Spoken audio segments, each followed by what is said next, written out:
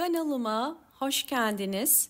Bugün sizlere sonbaharda çiçek açmayan orkideleri kış ayında yeniden çiçeklendirebilmenin 3 önemli püf noktalarından bahsedeceğim. Bir orkideyi çiçeklendirebilmenin tüm püf noktalarını sizlerle paylaşacağım. İlk olarak orkidelerimizi eğer budamadıysak ya da orkideler çiçekliyse ve çiçekleri solmaya başladıysa yapmanız gereken ilk işlem orkidenin solan çiçek dallarını budamak.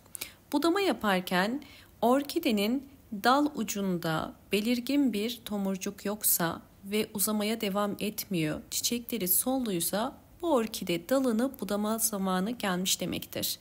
Hemen budamayı yapıyorum. Budama yaparken dikkat etmeniz gereken püf nokta dolu boğum ile boş boğum arasından kesiyoruz. Yani daha önce çiçek çıkan boğumları kesiyoruz. Bakın bunlar çiçek çıkan boğum yerleri. Bu tarz videoların devamı için videomu hemen beğenmeyi ve kanalıma abone olmayı unutmayın. Aynı zamanda videolarımda sesli İngilizce dinleme özelliği de mevcuttur. Lütfen aktif hale getirmeyi unutmayın. Evet, dalı bakın aynı şekilde buduyorum.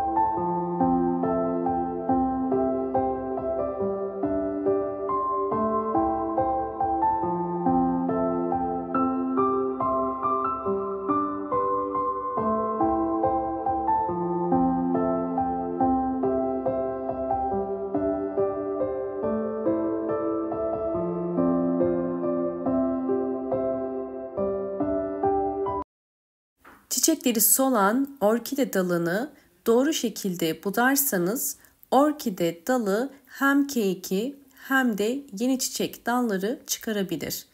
Bunun için dikkat etmeniz gereken çiçeği dökülen boş boğumları kesmek. Her zaman dolu boğumları bırakıyoruz. Budama yaparken dolu boğum ile boş boğum arasından tek seferde keskin bir makas ile kesiyoruz. Ve geriye sadece boğumları dolu olan yerler kalıyor. Gördüğünüz üzere iki dalı da budadım. Bakın bir hafta geçtikten sonra budadığım dal uçları bu şekilde kurudu. Yani dal uçlarına herhangi bir şey sürmeniz zorunlu değil. Zaman ile dal uçları kuruyacaktır. Şimdi yapmamız gereken ikinci metoda yani ikinci püf noktayı sizlere vermek istiyorum. Bu boğum yerlerini yumuşatmamız gerekiyor. Bunun için ben aloe vera kullanacağım. Aloe vera yaprağını kesiyorum. Aloe vera yaprağı içerisinde bol miktarda akışkan bir jel vardır. Bu jel özellikle hormon etkisi gösterir ve çok faydalıdır. Çiçeklerin ve bitkilerin hızlı bir şekilde büyümesine yardımcı olur. Bu aloe vera yaprağı içerisindeki jeli bir pamuğun üzerine bu şekilde biraz sıkıyorum.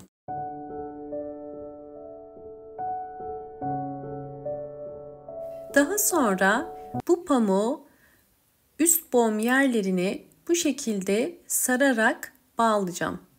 Özellikle orkide dalı üst boğumlardan çiçek dalı ya da keyiki çıkarır. Bu yüzden bu işlemi üst boğum yerlerine uygulamanız gerekiyor. Bakın yine biraz daha sürdüm ve diğer dala da aynı şekilde bu yerin tam denk gelmesini sağlayarak bu şekilde bağlayacağım. Bu işlem özellikle boğum yerlerinin yumuşayarak içerisindeki küçük filizlerin hızlı büyümesine yardımcı olur. Fakat bu işlemi hızlandırmak için üzerine biraz da su sıkıyorum. Buradaki amaç yoğun bir nem sağlamak. Bu orkidemin 2 ay sonraki gelişimlerini sizlerle paylaşacağım.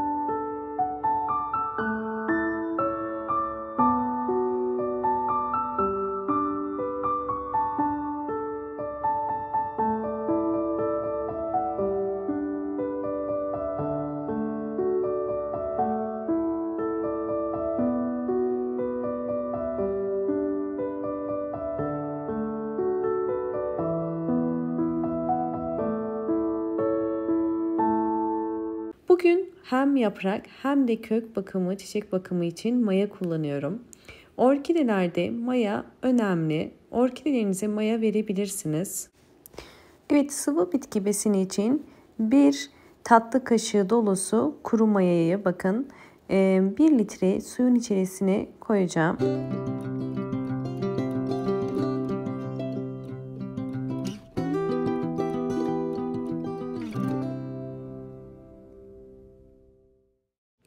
Kuru maya özellikle bitkilerinizi, çiçeklerinizi hastalık ve böceklere karşı korur, yani direncini artırır. Bir dilim ekmek özellikle kuru maya içerisine koyarsanız bu mayanın daha hızlı aktifleşmesini ve içerisindeki yararlı bakterileri özellikle bırakmasını kolaylaştırır. Biliyorsunuz ki kuru maya içerisinde canlı hücreler vardır. Yani faydalı bakteriler vardır ve bunlar çiçeklerin özellikle kök gelişimini hızlandırır ve daha sağlıklı ve daha güçlü kökleri sahip olmasını sağlar. Ve eğer orkideleriniz çiçek açmıyorsa orkidelerinize hem azot hem de potasyum desteği sağlayarak çiçek dalı çıkarmasını kolaylaştırır. Bir streç ile bu şekilde kapattım ve bu karışımı bir gece yani 12 saat dinlendiriyorum.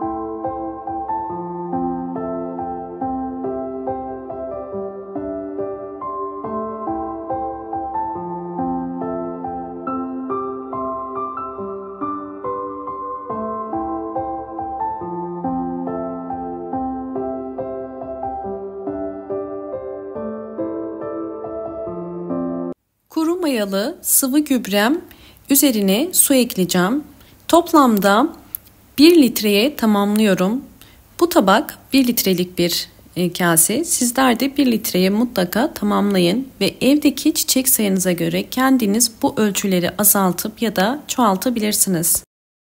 Sağlıklı ve çiçeksiz orkidelere de verebilirsiniz. Eğer orkideleriniz kış ayına çiçeksiz girdiyse bu sıvı bitki besini ile orkideleri çiçeklendirebiliriz. Her bir saksı için 8 yemek kaşığı kadar vermeniz yeterli. Bu gübreyi 20 günde bir orkidelerinize sıvı bitki besini olarak verebilirsiniz. Böylelikle orkideleriniz hızlı bir şekilde çiçek açacaktır. Bu gübreyi aynı zamanda bir püskürtme kabının içerisine koyuyorum. Bu mayalı suyu orkide yapraklarında da kullanacağız. Orkide yapraklarına hem alttan hem de üstten bu gübreden sıkarak orkidemizin daha sağlıklı ve canlı yapraklara sahip olmasına yardımcı olabiliriz. Bu şekilde bir pamuk ile biriken suyu alıyoruz ve bu işlemi uyguladıktan sonra orkidenizi en az 30 dakika havalandırmanız gerekiyor ve kesinlikle yaprak aralarında suyun birikmemesi gerekiyor. Evet, sizlerle orkidelerimin sonuçlarını da paylaşacağım.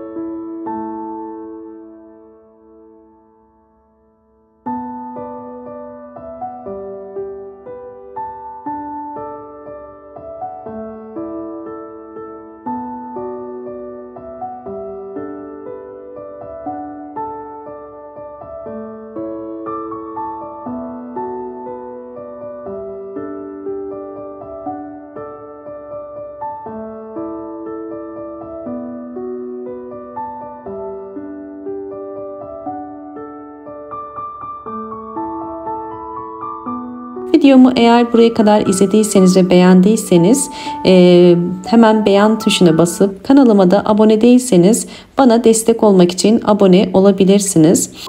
Videomu buraya kadar izlediğiniz için teşekkür ediyorum. Hoşça kalın, sağlıkla kalın.